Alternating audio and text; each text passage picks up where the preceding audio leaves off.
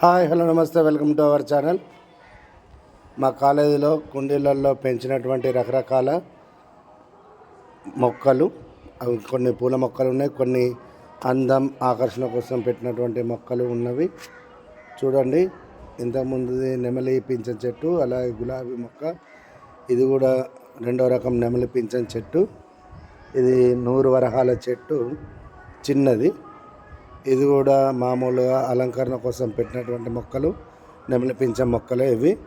చూడండి, చూస్తూనే ఉంటే వాటిని అదొక రకం అందం, హాయి అన్నీ కలగలుపుతాయి.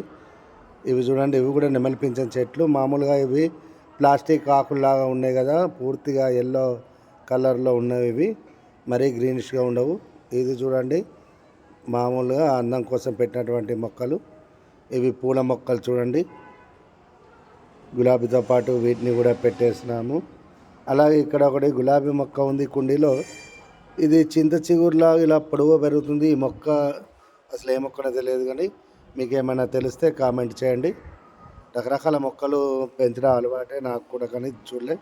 ఇది కూడా చూడండి, ఇది ఒక రకం, అంటే మనం అందం కోసం ఇంటి ముందర కానీ కాలేజీలో కానీ పెంచితే బాగుంటుంది.